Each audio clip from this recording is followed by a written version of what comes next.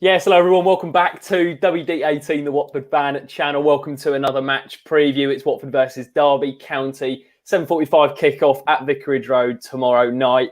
Big game. We're going to be discussing the game, but not just that. You guys sent in your questions to our Twitter handle at WD18 fans. We're going to be reading through some of them.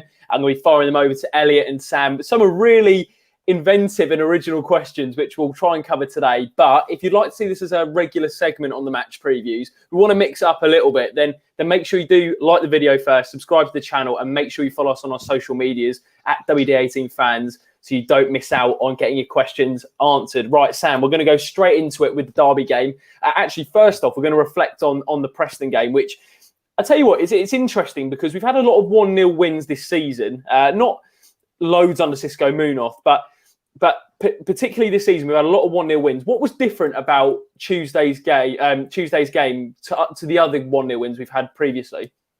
First of all, it's just mental how many games we've got at the moment. Yeah, it's a lot, isn't it? Preston was yesterday, Bristol City was just last week. So many at the moment. So it's a really big period coming up. But I kind of felt like that 1-0 was different because I thought we were in control throughout the entire game. I don't think Preston really ever managed to get a sustained period of pressure on us. Obviously, they missed a couple of really good chances, but we were in control pretty much for the entire game, and we were trying to create chances against a really low block, and it's really difficult to do that in the Championship. But unlike other certain away games where we've drawn 0-0 or had to rely on other bits of luck, we managed to persist with it, and we did manage to get that piece of luck, but this time it was thoroughly deserved. So this time I thought we were more than deserving of the victory on Tuesday night.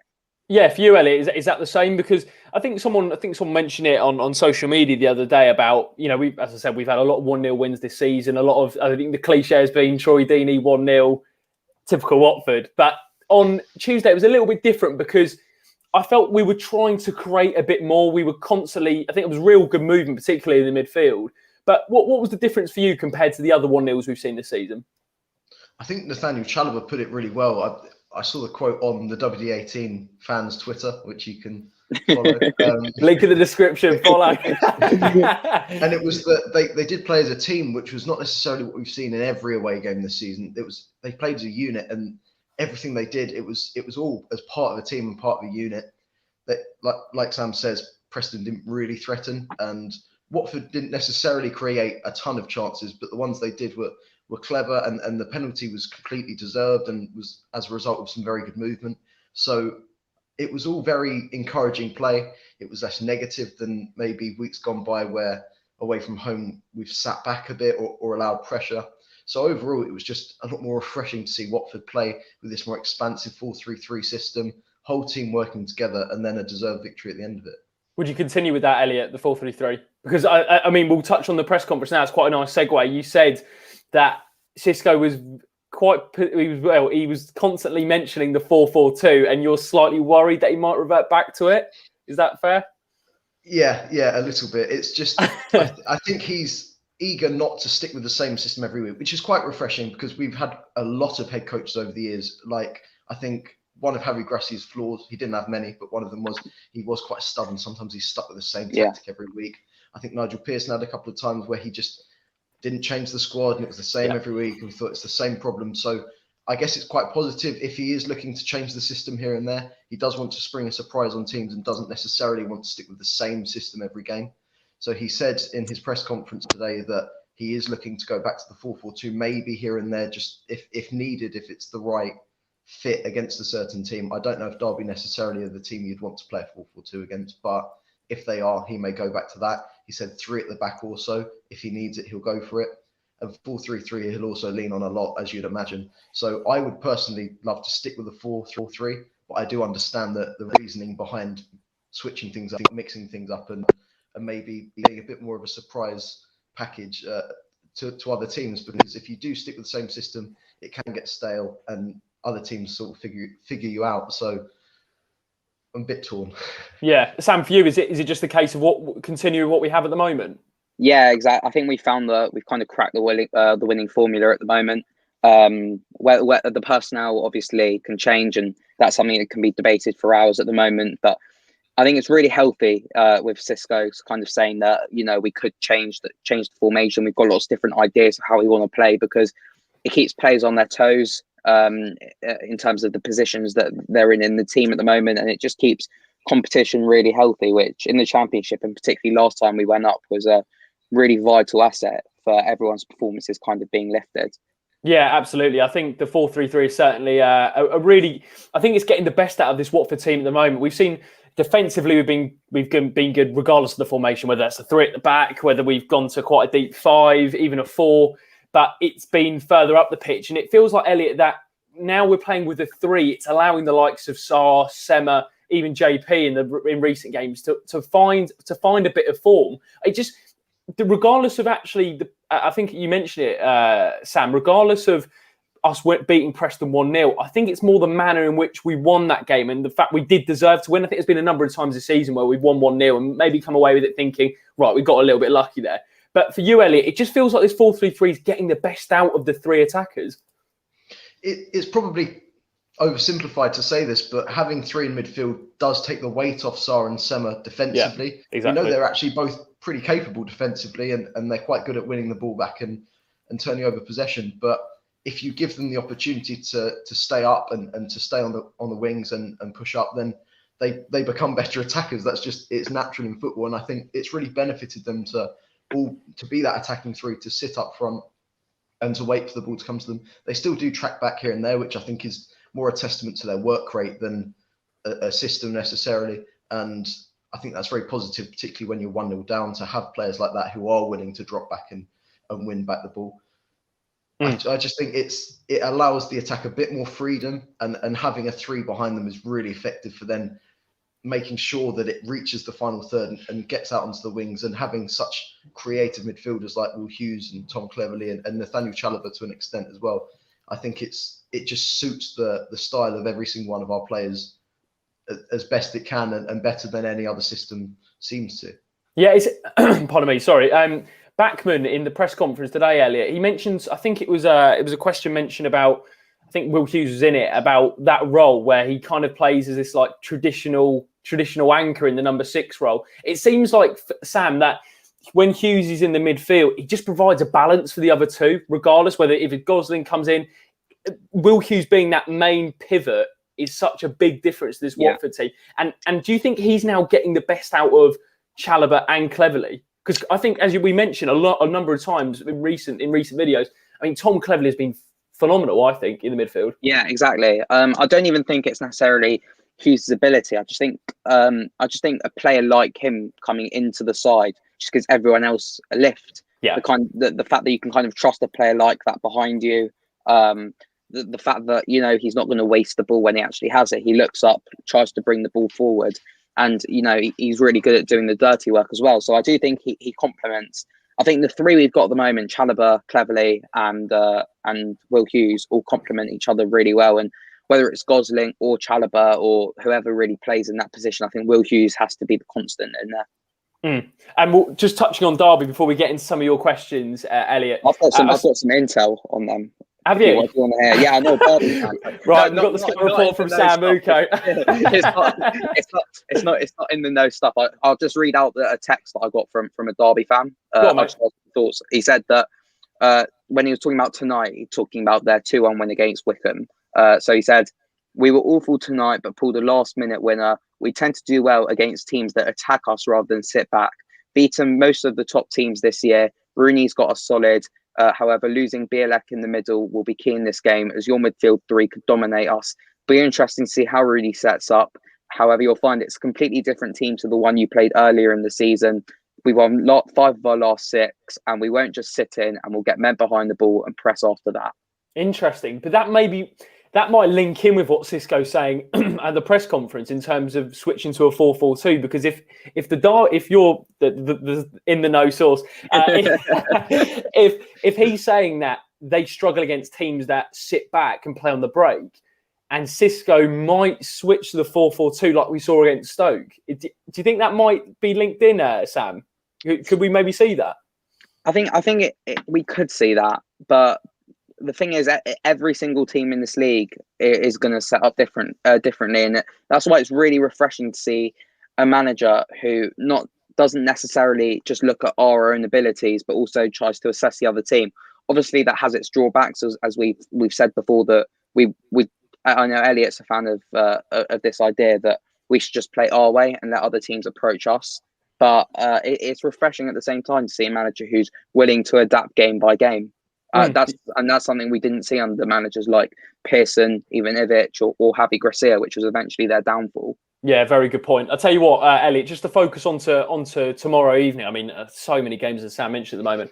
A really interesting stat with Wayne Rooney's Derby County. That's off the Sam Uko bingo list. You know what? It's the Sky commentators, just so unoriginal, all of them. I don't know if you heard about the EFL podcast the other week as well, like saying where are the goals going to come from with Deeney out, and then we went and scored 6 against Bristol City. Yeah, so all punditry. Yeah, that wasn't too good. Outside the telly instead. on main side. Get Elliot on. I think get Elliot on as the analyst. I tell you what, there was a really interesting stat with Wayne Rooney's Derby County, and that is only Watford 17 points and Brentford 16 have collected more points in the Championship than Derby 15 since Wayne Rooney was appointed as their manager.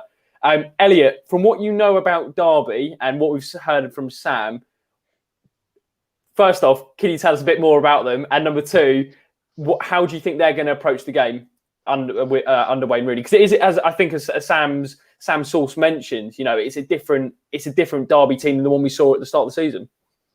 Yeah, it is. And I do sometimes wonder if maybe it will benefit them even more, the fact that Wayne Rooney played against Watford earlier this season and now he's having to set up against them. That is crazy. It's a weird dynamic. But football manager stuff, isn't it? The joys of the Championship. I think Bielik, I don't actually know how necessarily, Bielik, but he's a big miss. I think he's fantastic in the midfield. He did really well at Charlton.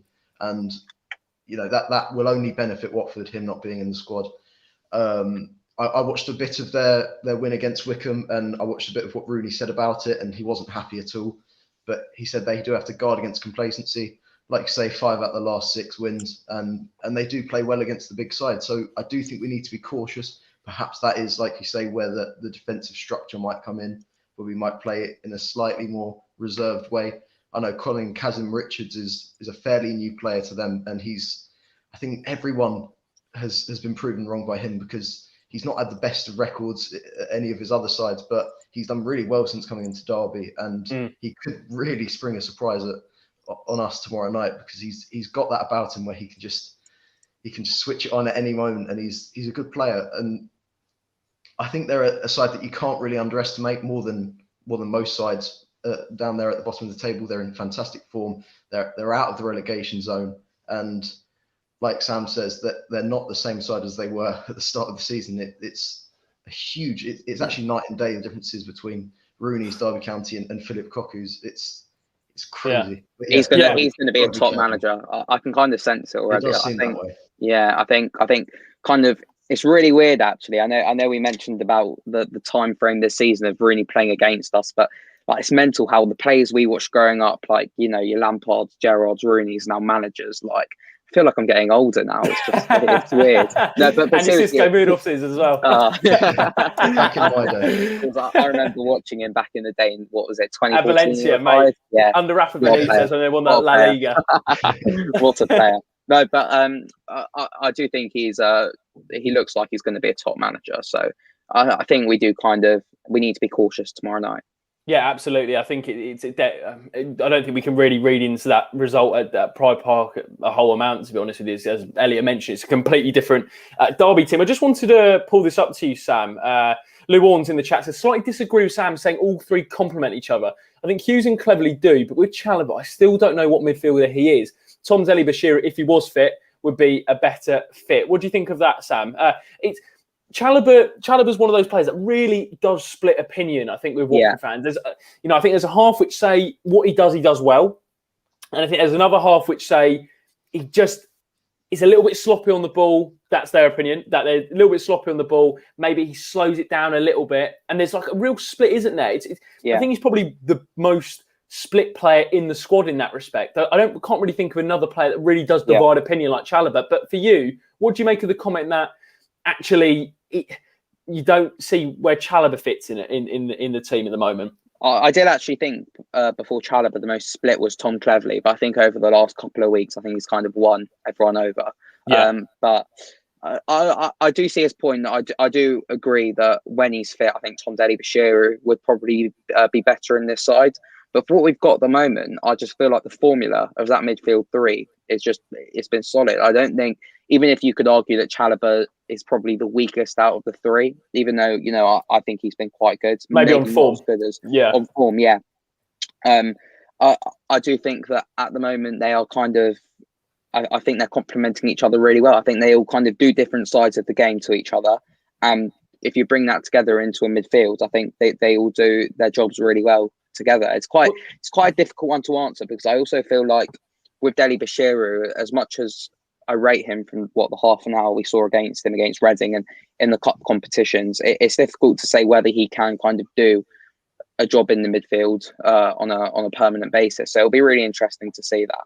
He definitely looked good against Reading. Charlotte. I'm not doubting as well. I'm not doubting as well. Chalobah does have to improve. The reason why I am, I say I'm a kind of a Chalobah supporter on the side of what. I think you're going to say Chalobah hipster. I was like, no, you know what I mean. Though I just thought that next thing it's going to be Sam Chalobah as you're at. Just going to change my name. Just called Emmanuel Chalobah II. No, brilliant. Do you know what? I just thought that at the start of the season, particularly, I thought he was getting too much stick. I know I was one of them as well who was giving him a lot of stick at the start of the season, but recently I think his performances have massively improved, even though they're not fully there yet. And I think we have to kind of appreciate that. Yeah, absolutely. And just for you, Elliot, Charlotte says, why change the midfield if it's working? Now, there's been a little bit of debate about whether Dan Gosling should come in, and we've praised Dan for some of his cameos that he's put in. I think he's done everything required of him. He's put in some real big shifts towards the end of the game where we needed that in certain aspects. Particularly, I think the Preston game, it was that sort of game where we needed someone to come on and put in a big shift for us. But would you change a winning formula at the moment? Because, the last two games we've set up in this 4-3-3, we've scored 7 goals, conceded 0. I think we've looked pretty good. I can understand both sides of it. I understand that you probably shouldn't change your winning formula, and in a situation like that where they are playing so well together and they are clearly creating chances and also playing well defensively. So I can understand that. There is the absolute barrage of games that they've got at the moment. The fact that we've already played 2 this week and there's another one coming is painful, to say the least, from their perspective. So I think bringing in someone like Dan Gosling wouldn't really affect the balance. It wouldn't really upset the way that Watford are playing. I think he's capable enough to slot in and not really look out of place. And we've seen that just with him coming off the bench, that he's looked pretty capable of not causing any sort of upsets to the balance. And I think he could come in for Chalobah, and I don't think we would really notice maybe a downturn in play. I think he's been very good so far, and whilst I understand don't change your winning formula, with so many games and Nathaniel Chalobah being on 9 yellow cards, you are eventually going to have to change this winning formula. An interesting point on the Sam Chalobah is that back when Chalobah came back to Watford, I Pogback style changed my app to Chalobah, so I can actually someone's got to dig it up. having a Nathaniel Chalobah app. Do you remember? I don't know if you guys remember this. I think it was someone on Twitter spotted that Chalobah was in the Watford office, but due to the grain of wood on the table. I remember. It was unbelievable. Unbelievable. That announcement was the most. I think that's got to be the most excited I've been for an announcement. Maybe alongside Delafeu permanently. What was it as well? It was like they did. It was like everyone reading out like their squad numbers and then goes, "Hi, I'm Nathaniel Chalobah," and like that kind of thing.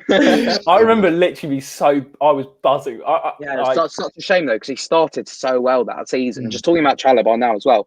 But this is the best I think we're seeing of Chalobah since, the opening, 5 games or so, and then he got injured for the rest of the season. He was so good then. So good. Bournemouth away, Swansea away, not Swansea away, Bournemouth away, Southampton away. Yeah. People were talking about Chalobah and Decore as a duo and not mentioning Capu probably speaks volumes about how good Chalobah was at that point. 100%. And I think we did kind of see a massive downhill in performances. I think he'd even put his hands up to that as well. But I think in this Watford side under Munoz, he just seems to be slowly finding his way back to his best. He's definitely improved. Yeah. You think? Yeah, I think he has actually. You know, to touch on Chalobah, he's, as I said, he does. I think he does split opinion with the fan base, but you know, I think for me, what he does well, and I actually think there's an argument. I think with his pass, some people think he gives the ball away a bit too much, but I don't know whether. Yes, that probably needs to be improved slightly, but I guess his role is just to maintain a balance with Cleverley and Hughesy. Potentially, I don't know, but I think I personally think I'd continue with that unless I guess with Chalobah being on what is it, 9th yellow card, Elliot. I think the time will come when he will get that yellow card. So it will be rotated. I don't think it's a major situation at the moment and a major talking point, but certainly there's an option for Xisco Munoz to bring in Dan Gosling if required. I'll tell you what, we'll get some score predictions for tomorrow night and then we'll fire over some questions. So Sam, score predictions for tomorrow night. I think as the Duck says in the comment section, I thought we did really well against Preston the other night. The team seemed happier. However, I didn't think Preston were great, and I expect Derby to be a much more difficult game. It does feel like this is a really difficult one. This, particularly with them being on form, as we mentioned. I think it's only as I said, Watford and Brentford have got more points since Wayne Rooney's come in. So your score prediction for tomorrow? I'm gonna say. Thing is, whenever we're on Sky, I don't think we've been on Sky and it's been an entertaining game this season. So I'm gonna go 1-0 Watford. It depends, mate. If you're a football purist, Norwich was entertaining. Yeah, the way we set up was just beautiful. I've actually realised this lockdown that I love watching Burnley. Like people joke about it. I know. I'm being deadly serious. I think it's good to watch. Like it's I like not football, but not Burnley. Burnley. I think Tottenham are the real eyesore this season. No, they actually are. We've spoken about this on our group. Actually, I can't watch Tottenham at the moment. I used to love watching them for like Son and Kane, but now it's awful to watch. Yeah, it's not great, is it? It's not great. Elliot, what's your score prediction? Wait, what did you go for, Sam? What was your score prediction? I went 1-0. I went 1-0. 1-0. Okay, that's the same in the chat here. Go on, Elliot. What's yours? So I might be at this one tomorrow. And I've got 100% record live at Vicarage Road this season. Come on, the boys. But I'm not definitely going. So do I play it really safe? No, I'm going to say 2-0 Watford. Lovely. 2-0 Watford. Wait, what was it that we said the other night? Was it like Elliot? Why did we say tell Elliot not to watch the game on Tuesday night? That was Preston because I watched us win. I didn't watch our 4-1 win because it was my birthday. We've broken that as well. So we've broken the duck. Elliot's bringing the luck to Vicarage Road. I'll tell you what, we're gonna move on to some questions. If you have got some questions in the chat, then I'll try and fire some over to the guys. If you haven't already, follow us on our Instagram and Twitter. It's at WD18fans. Make sure you go and give us a follow and get involved because we always tweet out about getting questions in, and I think this is probably what we're going to become a regular feature on the channel. So if there's any questions, as Sam tweeted out, be inventive with it, be a bit different, and we've got some really good questions actually today. So we're going to kick it off with, actually, I don't know whether it's a serious question, but Hornet Shane, who's watching today, Shane, will be back for Sunday night with Shane, has said, has Elliot Murray heard back from Xisco about the potential scouting role? Elliot, we need an answer. Has Xisco been in touch? I've been sat by the phone for the past month or so, and I'm afraid I haven't heard anything. But it's coming. It is coming. It's coming. I think it might have got lost in the post. Yeah, it got lost in the post. I'll tell you what. Someone said it was Hannah 333 Davis on Twitter said, Sam, if you can bring back one player from the 14-15 season into our current team, who would it be and why? Easy, Alman Abdi, because in those games where it's really difficult, I had that answer planned in my head. I knew you'd ask that because I saw it before. But I'd Alman because in those games at the moment, like Preston, where it's difficult to create things, and a lot of games like that this season, I think Abdi's the sort of player you want to have in there to finish chances, and create chances more than anything else. And worst case scenario, him just bang one in from 30 yards if we can't find a way through. So I'll go Alman Abdi. Great shout. Elliot, quick fire. How vital could a fit Troy Deeney be for the last 8 games of the season? As we mentioned, that run in so many times. That was John Parslow at Hornet Boy 84. All the best to Troy as well, by the way. Seems like wishing a speedy recovery. Yeah. I think when Troy Deeney has a point to prove, that's when we see the best of him. So I think coming back from injury, knowing how big that run-in is, could be huge. Having him back, taking the armband, knowing the responsibility he has, and knowing that he could actually take Watford to the Premier League for the second time in his career, I think it could be absolutely huge. Obviously, that's just probably from an emotional point of view. So if we're talking him as a player, I think he's also got a lot of qualities that could lend well to a fight for promotion. And I think he does add a different element to things that maybe we don't consider as much. And I think if he comes back in the run-in, as it would be, I think he could be huge for us. Really, really huge. Quick fire, Sam, yes or no? Are we going to see more of Isaac's success? Yeah. We are. Elliot, Ben B Chapman _19. Is it a must to make Will Hughes club captain for next season? No. Must, no. I mean, can we talk about that? I was thinking about this. I was talking to my a friend today who's a Watford fan, and I actually think if Troy moves on in the summer, I was thinking who the new captain would be, and I think it'll be William Troost-Ekong. Okay. I think from a logical it'd be good if Ben Foster comes back, takes the number 1 spot again, and then plays another season, I feel like it would actually probably be Cleverley. But Cleverley's a good shout. From the next generation point of view, William Troost-Ekong. Or I would like to see Will Hughes be captain, but I don't think it's a must. I don't think we'd be in trouble without having Will Hughes as captain. Sam, Biggie Boy at Golden Boy 43 says, what do you see for the future of Ben Wilmot?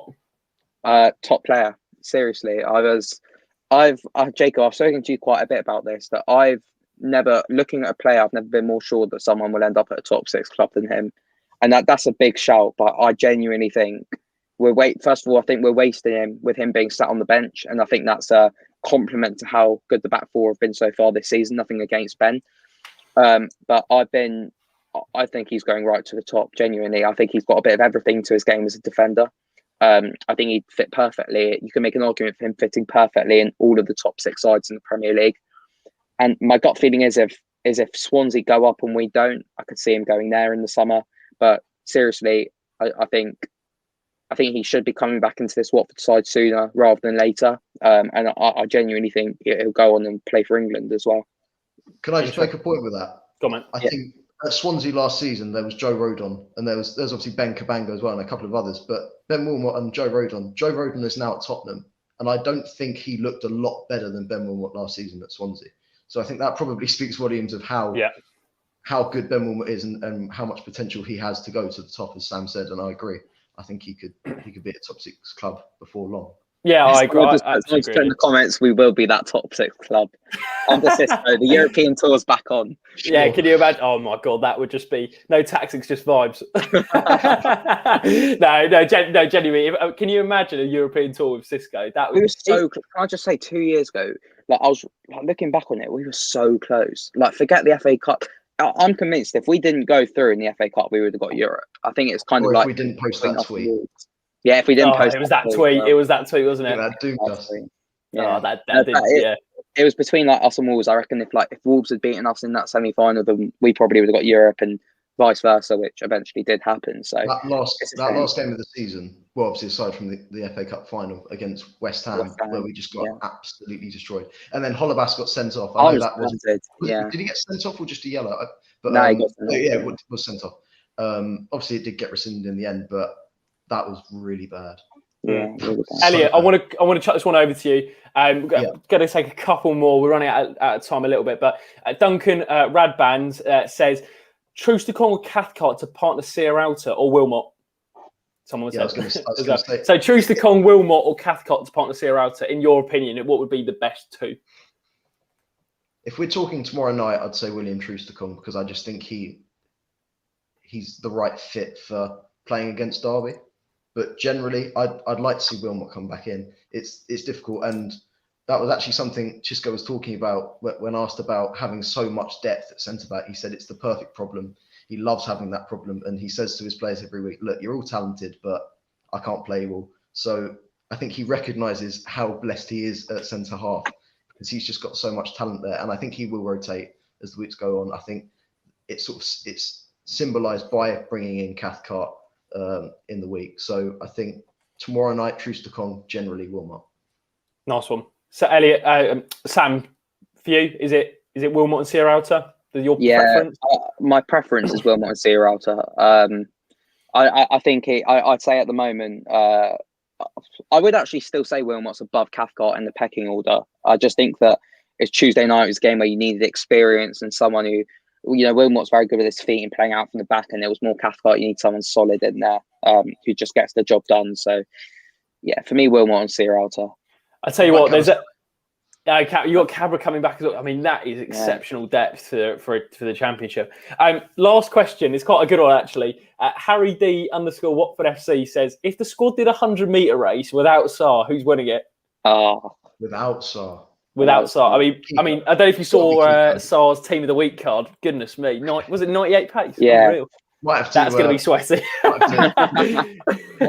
Controllers are being broken because of that card. Yeah, for sure. Okay, who's winning it? Sam? Kiko. Yeah, I think Kiko as well. Yeah, Kiko. Considering he matched Adama Traore, is JP quick? How quick is JP? Not as quick as Kiko. I think he's quick. I don't think he's necessarily. Yeah, I remember that Wolves game that you mentioned. He ruined Adama Traore for about 70 minutes. Went off for Holebas. Then Adama Traore ruined Holebas. No one ruins the king. Jose is still the king in my eyes. Nothing can say that. Do you know what? Like in terms of Watford players, like cult heroes, he is one I'll be telling my kids about. Like forget you always have like our parents telling us about the classics like Barnes, Luther Blissett, GT, and then they always slip in like the random odd name like I loved him. I think Holebas will be like that for us. The cult hero. Yeah, we'll talk about Deeney, Gomez, Foster, Vidra, and then we'll be like Jose Holebas. Wow. Someone said Ben Foster would win because he'd be on his bike. I'll tell you what, that's a good place to wrap it up. Thank you very much for watching our match preview, guys. We should have, we'll definitely have a match reaction out tomorrow, player ratings if the guys are around, and we'll discuss hopefully another Watford win. Big game against Wayne Rooney's Derby County. I think I'm just going to say that now. Sal's put it on the bingo list. Frank Lampard's Wayne Rooney's Derby County. That's the look.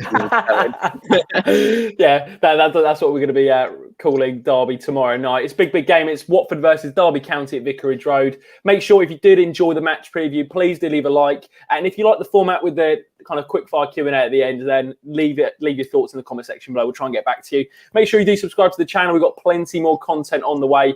And make sure you turn on your post notifications so you never miss an upload. Follow Sam and Elliot on socials, and we'll see you very, very soon. Come on, you ones.